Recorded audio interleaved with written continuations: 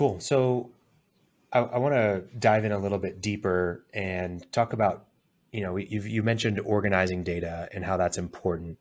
What does unorganized data look like? Chaos. It's just pure chaos. Um, I say it in that tone, in that way, because when it's unorganized,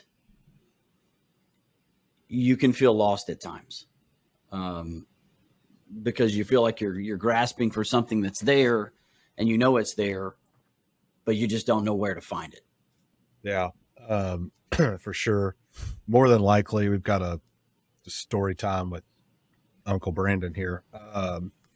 We have we have a client that we've been talking to, or a potential client that we've been talking to for 5 or 6 years, literally, and we've gone through two different land staffs that they've hired on, and have the same conversation with them all the time. They're tired of going in the closet and looking through a box for the agreement that they need to read.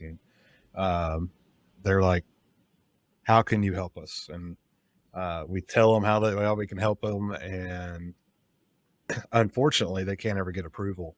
They can't ever get the dollars to move forward with it. And they don't have the personnel in house to be able to just drop what they're doing and do that cleanup work. So I think what it really looks like is that. I mean, it looks like you're going in a closet, whether that's an imaginary closet in a system or a real closet.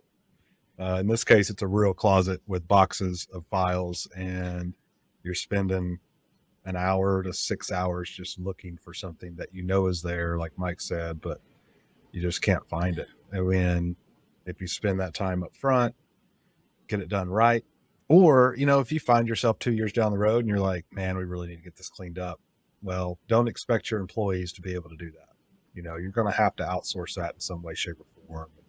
An outsourcing company can help you plan that out, but um, it just wouldn't it be nice if they could just click a couple buttons and get what they need in about 5 or 10 minutes for your report, or your update that week.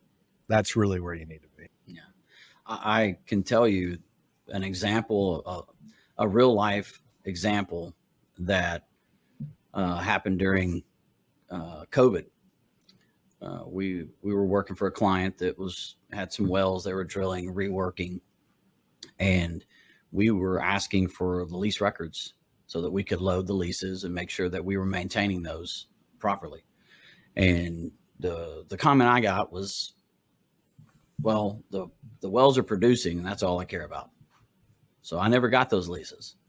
Well, COVID came and did what it did to every company in the world, and kind of put everybody, it felt like we went 10 years back in time, and like we were starting over.